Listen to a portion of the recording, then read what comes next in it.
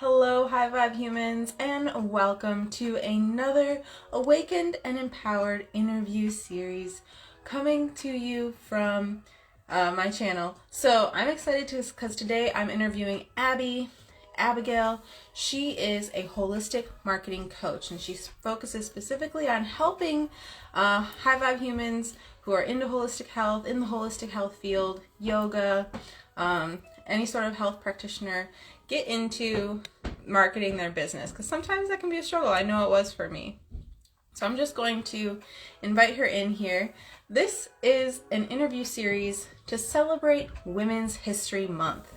Super excited to and really empower these women because we're making history right now. And that's really the important part. So I'm going to invite her in. All right. So these are going to be 8 questions that are going to dive deep into her personal process. What has helped her heal, what has motivated her, her biggest fears, and hopefully out of this information, you kind of glean some understanding of how you can feel empowered yourself, how you can start your own journey. And especially with marketing, I have personally benefited from having a session with Abby. It has really helped me hone in on what I need to focus on in terms of really getting my business out there. It has helped me address how I feel about TikTok, how I feel about just doing reels or Instagram lives, because I know that we have some flow problems. Maybe we're a little hesitant. We have like all these ideas like, oh, maybe I don't have time to do that kind of thing. But you do. And it's all about figuring out what you need to post about in order to really connect with your audience, in order to really make a splash. So I'm excited to have Abby on here today to discuss like not only her marketing business, but also more about her, so that you as high vibe humans get to know her and get to understand what type of person she is, to see if you want to work with her as well.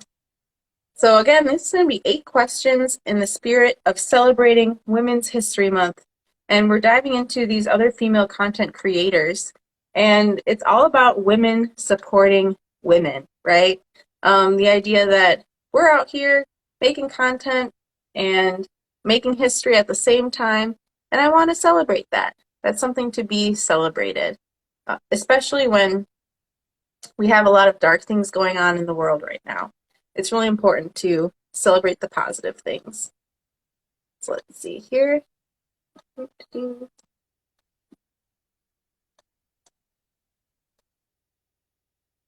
we go. Perfect. Awesome. Hi. Hello, hello. How's it Oh, going? perfect. Good. How are you? Good. I apologize. I was like forgot that I had to join the live before I could join the live. No big deal. I'm having a little bit of pregnancy brain today, so Great, we're on the same level. right there with you. Oh, I'm so happy to have you here with us today. And for the people tuning in, why don't you go ahead, introduce yourself, who you are, where are you, and what services you offer. Okay, yeah. So I'm Abigail Skippers. I'm a marketing strategist for wellness practitioners like you. And I am currently in Puerto Vallarta, Mexico, which is where I've been the last couple of months. That sounds so nice. And so you really help a lot of like wellness and health practitioners market their personal business. And how do you, is it through like coaching sessions or packages or? Yeah. So I do that primarily through one-on-one sessions where we're really sitting down and saying, what do you need in this moment? What is your next right step to create more ease, more connection with your audience? I do offer larger packages as well. But it's really the heart and soul of the business is your potential clients are over here, you're over here, and how Mhm. do we bridge that gap with the most ease possible? Like all day, every day, that's the question. Bridge the gap with ease. I love that. I love that. We're really trying to connect those practitioners with their clients. Yeah, and vice versa, right? Because there's so much suffering out there that like we Mhm. know as practitioners is happening, but we can't always see it because we live in our little health bubble. But there's Yeah, so many people in like mainstream America that are like eating McDonald's or not processing emotion, feeling horrible, and they're looking for answers, right? But if we're not visible enough out there putting out information for them, they can't find us. that's really true, actually. That's very true. If we're not like constantly out there being like, hey, I'm a safe place for you to come, like they're not going to be able to connect. Yeah, yeah, exactly. And I think that it's kind of hard to like wrap our heads around when we first start this process. But if we think about how much pharmaceutical companies are advertising, I think that like sets the bar really well to be like, oh, okay, like maybe that's how much us as a collective need to be working towards. Not one person, but as a collective. Yeah, definitely. Like having, like thinking of our social media as more of an opportunity to put our little advertisements out there, our Yeah. little quirky commercials. That's what I'm trying to think of TikTok now, is like the quirky commercial that you have come on at like midnight. Oh my God. Like, I can't believe this chopper works. Right. I can't believe I could just do breath work and feel better. Oh. That's so true. Well, you're so fun, Abby. I want to dive deeper into like what makes you you. So, what are 5 words that you would choose to describe yourself? Oh, I love this. So I was looking at the possible questions before this. I was like Mhm. sitting at the little coffee shop with my little latte, and I was like, who am I? And like, number one, passion.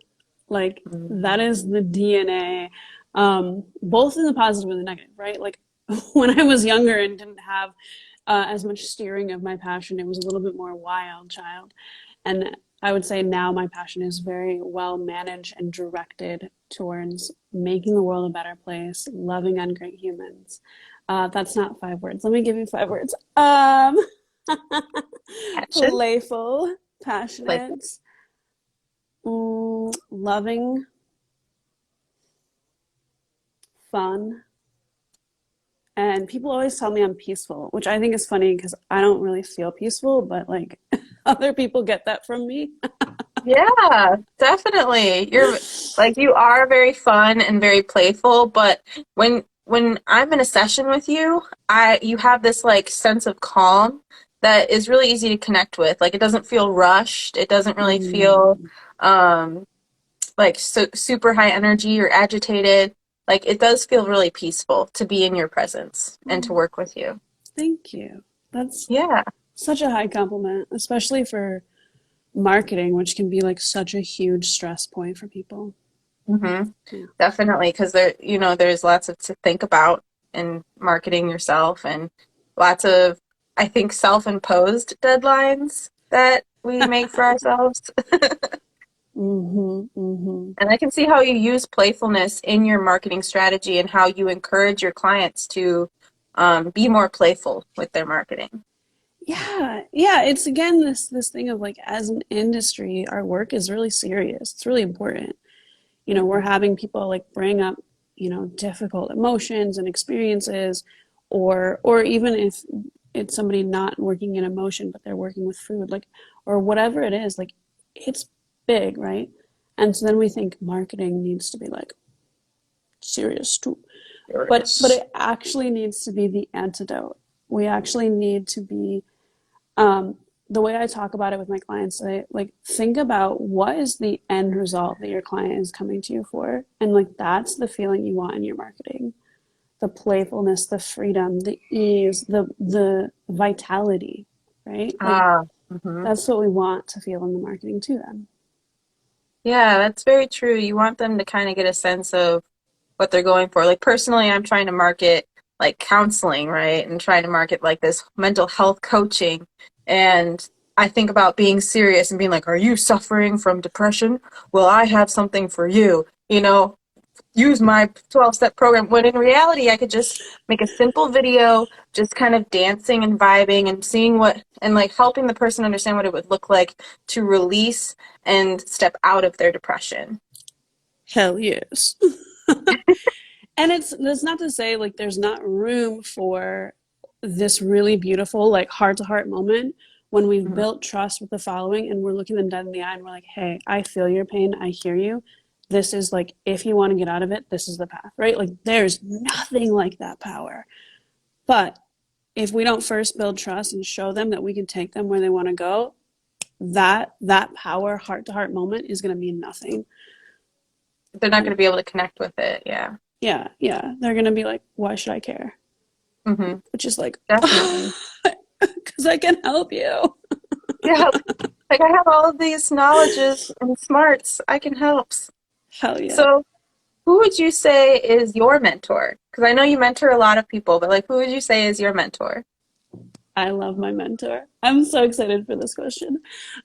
So my mentor is Leah Grace. She's one of the co-owners of the Vitalist Institute, and she is a somatic therapist and business coach herself, which is one, just amazing that there's somebody out there doing exactly what I do, but in her Hmm. own way that I get to like learn from.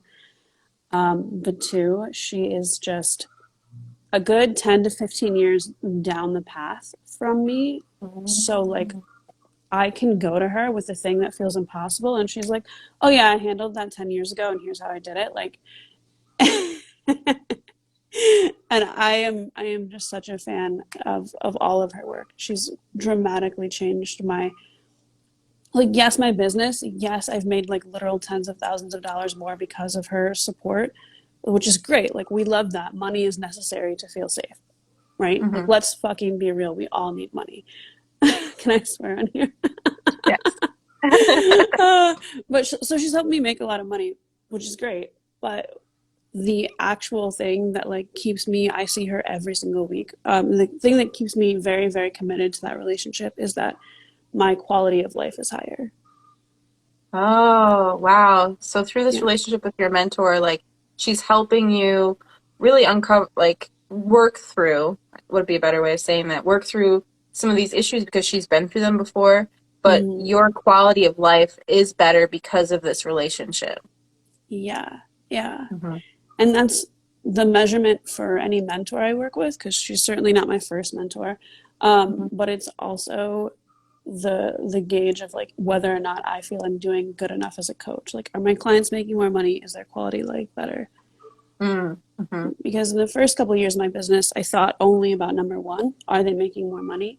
Not Hmm. only, but that was my primary focus, and I thought that validated me as a business coach, marketing coach, whatever I want to be. Um, it's just not true. It's just not Hmm. like actually most of the people I work with would rather take a little bit less money for a lot more quality of life. And can I tell you what actually happens though? Yeah. So we take things a little bit slower. Yeah, like lean in, lean. So we take things a little bit slower, right? Where we're saying like, let's make sure that quality of life and income are growing at the same pace, or at least together. And income always explodes. It's a guarantee. It's the people that only want to grow their income and then sacrifice their quality of life, which by the way, I have been that human. Those are the people that their income will cap or drop off completely. Wow. So It's it's like yeah. this synonymous like happiness and stability thing that rises with your Yeah. income. And then all of a sudden, because your quality of life is at a certain point, you're feeling good, your income just like shoots up. Yes, literally. And I'm not going to say this is for all industries. This is very specific for people that are helping other people feel better. I think that that is huge, right? Because like who doesn't know of an MD doctor that like has no quality of life but a ton of money? That's real. You can do that. Hmm. Um, but not if people are coming to you to heal. Hmm.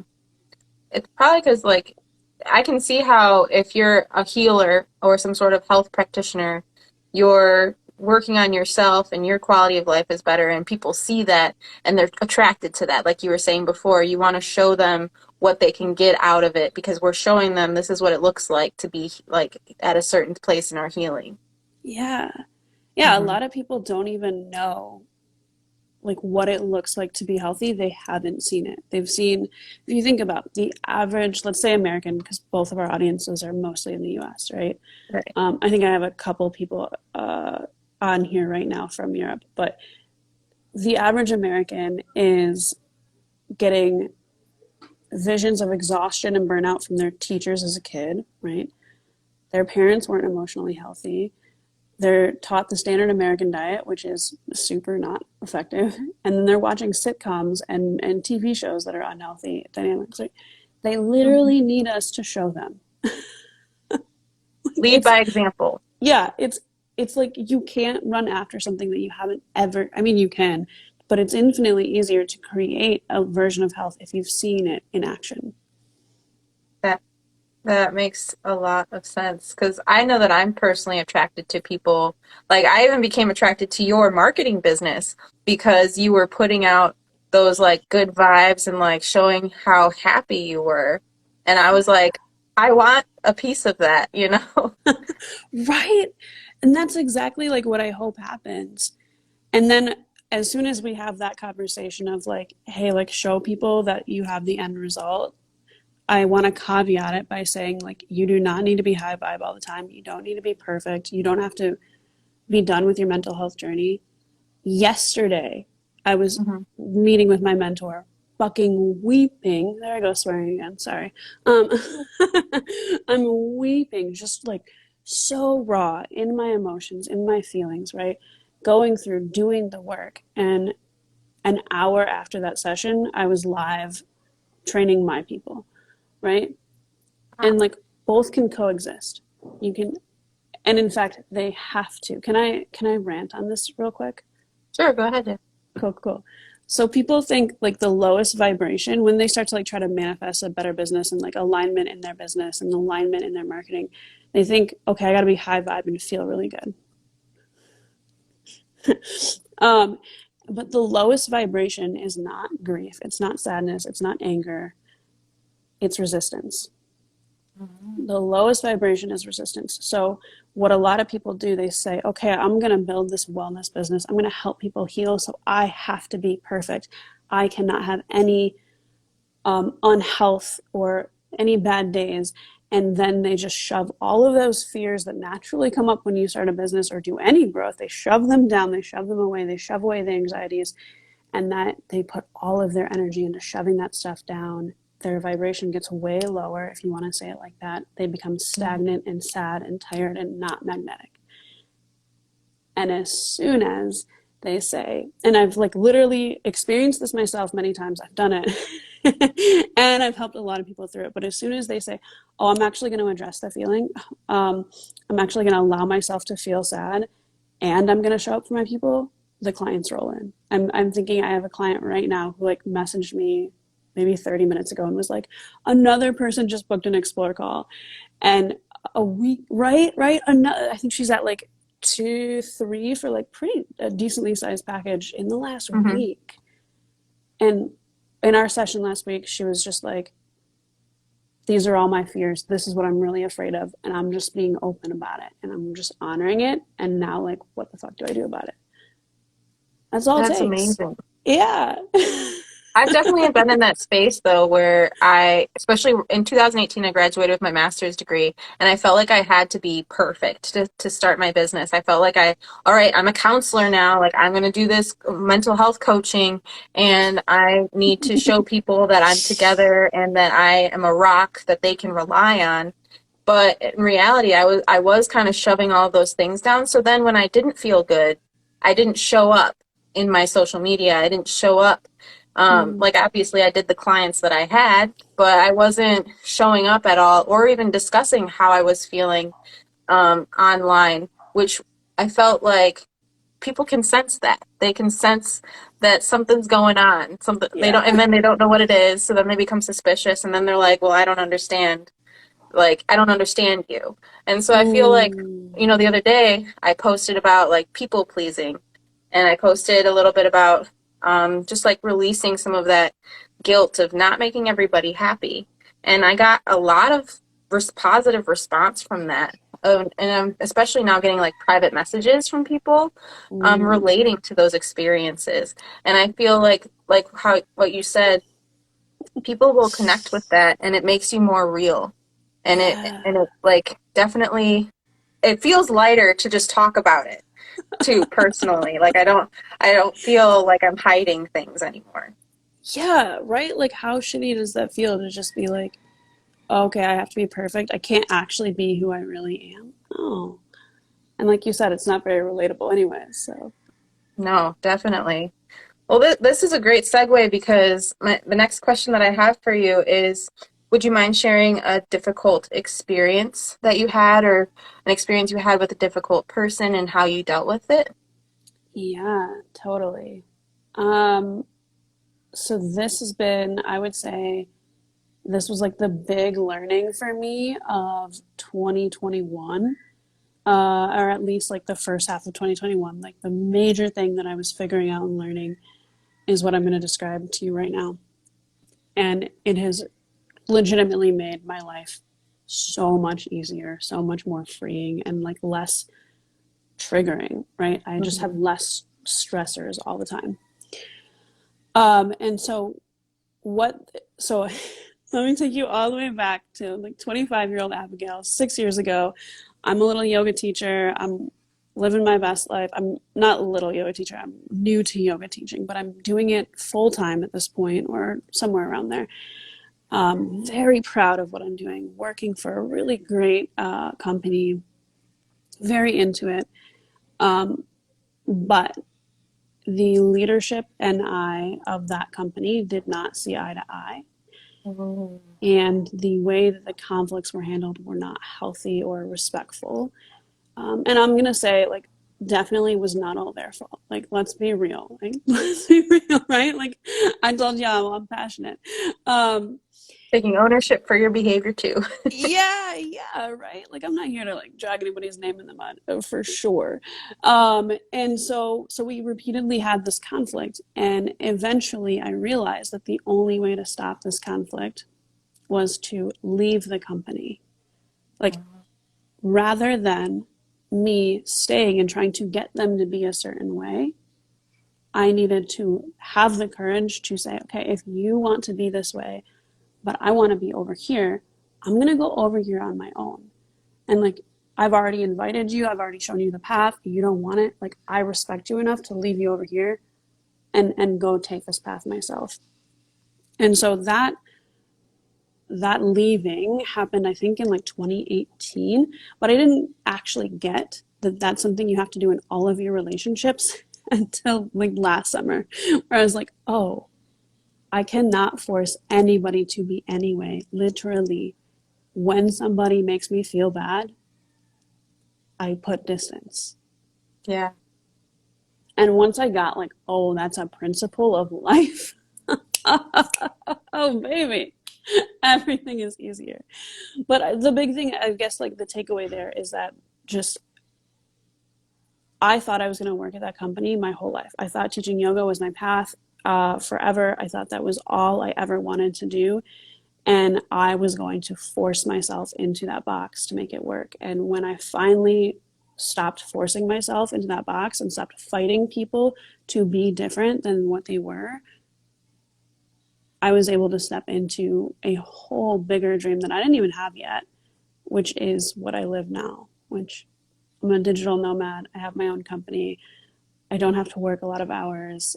I get to make playful videos and do things like talk to you on the internet. Like, Wow, that's amazing. So like through this experience with this one person, it kind of helped you understand like you have to allow people to be who they are. And it's like a mirror almost because in another way you also had to allow yourself to be who you were. uh-huh. Oh yeah. Oh yeah. There was a reason I was in that space in the first place. It's because I was fighting who I really was. Hmm. That's Love that. great. Yeah. So, would you mind sharing like do you think that this experience really helps you connect with your clients then? I think that it does because almost all of my clients come to me when they've had the experience of, holy shit, this is not working. I need to find a better way. Whether that's, leaving their, wellness co op or their 9 to 5 job or whatever it is, or they've just been on their own for a while in their business, but like doing it, they're marking ineffectually. There's a point of saying, like, I get that I had a role in making this not work, and this path I'm going to stop forcing, and I don't know how to run this path. So I'm going to go ahead and actually get support to move on this path. That, and I have to tell you guys, I quit that yoga job um, with literally no savings. Like, I didn't know how I was going to pay rent the next month. And, and so I remember, like, I know deeply what it is to be like, oh, is money going to come from my business? Yeah. And I can take that very, very seriously with my clients. That's amazing. The idea that your like clients can also hit like a roadblock and understand like I've been working at this business or I've been working at my 9 to 5 job for so long and it's just not fulfilling me and I need to do something and maybe my complacency in this role is like adding to it, but like having somebody else, like personally talking to you, having somebody else to bounce ideas off of and to also kind of say, well, what if you look at it this way? Or why don't you try it this way? Or like I was one of those examples where I've been running my business for so long, but with ineffectual marketing. And Mm. you gave me phrases to use that obviously I already kind of knew because I'd seen other people use them before, but it was like giving myself permission to use those phrases and having somebody else be like, yeah, it's totally okay for you to do that was like, Yeah, oh, yes, thank you. right. And I think that's the beauty of like a one-on-one versus an e-course, which like I have an e-course and it's great and like that. I'm not against that, but there's something about having a human hear about your specific situation. I'm sure you have this with your clients all the time too. If somebody can hear about your specific situation, somebody that's an expert that actually knows how to help you, can hear your situation, feed it back to you, and be like, hey, these three switches will make all the difference. And you can trust it because you know that they actually understand you. Like, that's a way different than watching yet another YouTube video and hoping like maybe it'll fucking work for you too. Yeah, like following some sort of YouTube video formula and like thinking that that cookie cutter design's going to work for you, and Yeah. sometimes you do need a little bit of extra support or like you said, you pointing out these three different switches and then just like to take that metaphor like a step further, turn it into a metaphor, you hit a certain switch and the light bulb comes on. Uh-huh. Mm-hmm. I was working with somebody maybe a month ago, and there was one sentence I said to her, and she was like, oh, that was worth the whole session. That's all I ever needed to understand about marketing. I'm trying now to think, like, what did I say to her? I was trying to, so we have like cold leads, warm leads, and we have hot leads in our marketing, right? People that are getting to know us at all different levels. And most people in marketing are struggling most with this warm lead nurturing. They don't really know how to nurture the warm leads. And so that was this client's issue. And I was saying to her, like, here's all these prompts, here's all these options. And also, like, at the end of the day, just ask yourself, what does my audience actually need from me today? And that'll be nurturing a warm lead. What do they actually need from me? And if you can ask yourself that and make content with that answer, you will nurture your warm leads. Wow. What Mm-hmm. does my audience need from me today? And kind of like allowing that intuitive guidance to come to you. Is that what I'm hearing? Yeah, it's intuitive. It's also like very practical because you live talking to your audience all the time. Hmm. You know, they're in Oh, your yeah, that's office. true. You Yeah. kind of know like what they're posting about or like what they're commenting on your stuff about. Hmm. Yeah. Or, sometimes people come to me, they don't have any clients, right? But a lot of times you do. You have experiences with clients, past, present, um, where you can say, like, well, what did 8 out of 10 of the people come to me for? I should probably post about that. Hmm. Nurturing warm leads. Yeah. Hmm. Yeah. Just what do they So need? so what when you're navigating all these difficult experiences and you were starting your own business, what would you say was your greatest fear and how did you mitigate that? My greatest fear. I'll tell you, I was always really afraid that I would forget to show up for client sessions. Always. I was so worried about that. But I'll go a little bit deeper. I'll give you like a more real answer. My greatest fear is just that I wasn't going to be enough for my clients, that I was not going to Mhm. have the answers they need, or I'd leave them disappointed or lost, um, or financially worse off. Like I take that very, very seriously. Mhm. Um, and the way that I worked through that was that I just made sure that I was really fucking good at my job. Like I remember I was like trying to decide if I was going to take this like very expensive, very in-depth marketing course. And I thought about like the results I was getting with my clients. This is maybe like a year and a half into business where I had some clients and I had already had a marketing agency that had gone well and it's transitioned from agency to coaching. And I was saying like, are my coaching clients getting the best results they could right now? And I was like, honestly, no. And then I was like, cool, then that means that this investment for me is going to be worth it because I will be able to give them so much more. And I think that's how I have managed that over and over is to say, if there's something I'm not getting results with clients on, that's my cue to go educate myself more. Oh, okay. Mm-hmm. Yeah. Because I'm not going Continuing to hit that it. education. Yeah. I'm not going to hit it out of the park every single time. But I can be continually in the process of solving the problem, right? If a client doesn't thrive with me, if maybe they don't make as much money as they wanted or whatever it is, like let me go actually fix that problem rather than just being like, it's fine, I'll go market to new clients, which by the way is a huge issue in our industry. You know, that's very true. The idea of like so continuing education is super important, but definitely connected when it's connected to that fear of like, am I not going to be good enough for my clients? Are my clients going to be my one of my fears is like, are my clients going to be able to connect with me? And Mm, will I be able to um, give them what they need, give them the guidance or the space, the healing space that they need?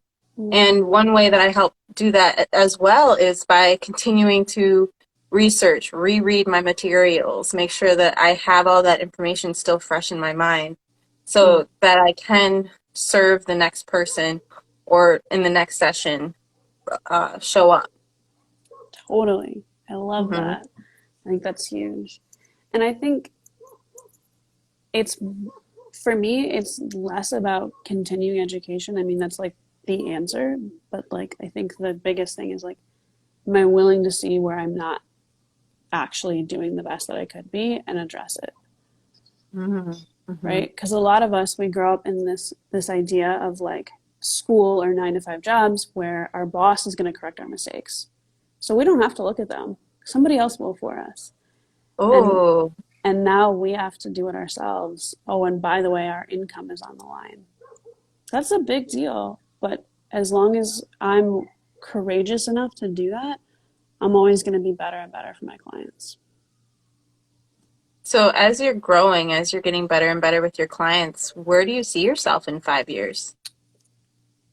When in 5 years, I will be a mama. Mama. Yeah, yeah. Um, I think in 5 years, my focus is going to be radically different. In that, I think I will be more focused on a family and raising my babies, and I think my business is going to be in a part-time place. Um, but you know what? It's still going to be the same thing. It's probably going to be a lot bigger by then. Um, it's still going to be how do we give you the strategy that you need to succeed, and how do we remove every emotional roadblock and like practical roadblock to your life to your success, right? Like it's going to be that. It's just going to keep growing, and then I don't know how, but I'm going That's to also be amazing. having babies.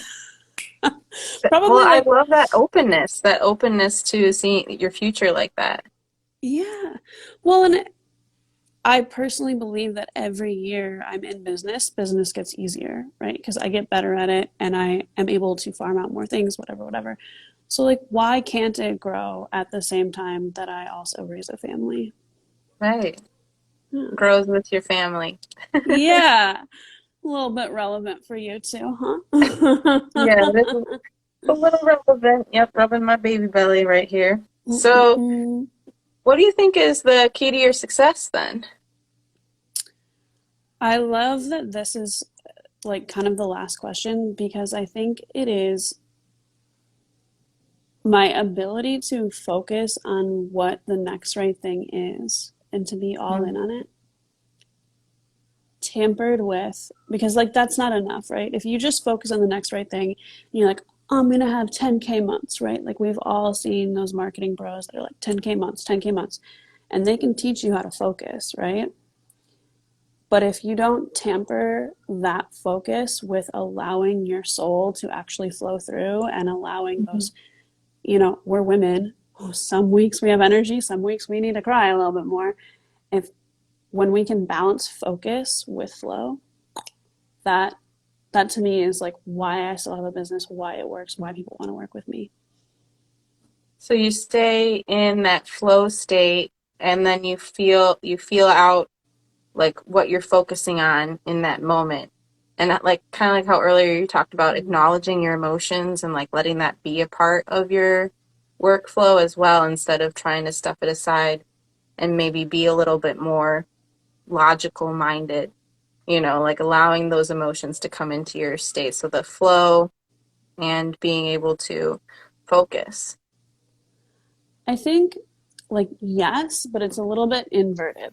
Like, I first set the focus of, like, this Okay. is where I'm going, this is the big picture, and these are sort of like the practical steps I have to take and to get to where I want to go. Which this is like super relevant because like I've set some major goals recently, and then inside of like these major milestones and practical steps, allowing flow to happen. But I'm like creating a container for the flow to happen rather than flowing any which way, right? Oh, yeah, that makes sense. Yeah. Because if we just follow our emotions, I've tried this. If I just follow my emotions, I will run down like every little diddly path ever and go nowhere. Mm-hmm. Y'all, this is not my first business, and that there's a reason for that. Mm-hmm. But if I have this beautiful container that makes it safe for me to follow my flow because I know how far off track I'm allowed to go, or like let me make it really practical. I One of my things right now, one of my pillars of the goals that I have is I post a reel on a TikTok every single day, at least Mm-hmm. one. And I don't care what time I do it. I don't care the quality, and I can be crying in that TikTok if I need to, but I'm going to Mm-hmm. show up every day and build that into my routine. So does that make sense? Where it's like, here's the metric I'm gonna meet, but I'm allowed to flow and move throughout it. Yeah, you have like a creative space or like an outlet. You have like a goal and you're able to flow within that goal. I kind of like how because so often we are told, follow your joy, do what makes you happy. But you're kind of saying like, but putting bumpers on it a little bit and like being Yeah, like, yeah, but you can stay focused while you're following your joy. You don't have to like go down every single path. yeah. I mean, if I only followed my joy, I would quickly be very unhappy because there'd be no money in my bank account. Mm. Mm-hmm. And that maybe sounds like really negative, um, but like we live in a capitalist society where the purest flow of nature cannot happen. Like Yeah. ideally, it wouldn't be that way. We could just live in total flow, but that would be if we do that in the current society that we have, we are really missing the point. Yeah. Or we're really not acknowledging the reality around us. Mhm. It's a little bit of both. So staying focused and then allowing flow to happen within that focus Yeah. state. I like that. So you shared a lot today. Thank you so much. I feel like Yeah. this is like one of your mini marketing sessions also, but talking a little Yay. bit more from your personal perspective. Yeah, this has been super fun. Thank you for having me. Yeah. So if you want, for the High Vibe humans tuning in, did you want to like let them Mm. know how to connect with you? Yes, absolutely. Thank you. So, Breezy just mentioned, I don't know, do people still call you Breezy? Breezy and I met in college when everyone called her Breezy. Uh, Yeah. do people, they call you Bree or Breezy? Breezy usually. Usually. So Cool, cool, cool. Okay, so Breezy just mentioned that mini marketing trainings, and I do these every single Tuesday on my Instagram. So it's a free, bite-sized marketing that you can take and implement pretty much immediately. And that happens at abigail.skippers, which I think, since I'm on this live, you can click my name somewhere and go follow me. I highly recommend that. I'm also under the same username on TikTok now, which y'all, if you are not there, oh baby. Let me just tell fun. you, the reach on TikTok is like multiple time. It's exponential. It's a fun place to be if you're feeling a little bit sick of the algorithm on Instagram. I highly recommend getting a little fresh air on TikTok. Hmm. Oh, and I mean following me on TikTok. Do that too. Yeah, of course. And then, do you have a website? I do. It is at the link in my bio of my Okay. Instagram. That's the fastest way to get there. You could also go to, yeah, to be honest, this is a good example of like, yo, you can be successful and not have all your shit figured out. I have my like the URL of Abigail Skippers and like my company name and all of that, and it's broken right now. So you can't type my name in and go anywhere. But you can click the link in my bio and get there. Uh, Perfect. Then they can just connect with you on Instagram then. yeah, yeah, that's really the best way to do it. Perfect. Oh, well, thank you so much, Abby, for your time today. Thank Did you have any you. advice for the high five humans before we leave? Yeah, let yourself feel. Let yourself be afraid. That doesn't have to stop you. Let yourself be anxious. Let yourself be fucking mad. None of that has to stop you from anything. Yes. Mm. That Thank you feels so good. Thank much. you. Yeah, thank you so much for tuning in. And we'll say bye to the high five humans. Bye. Bye.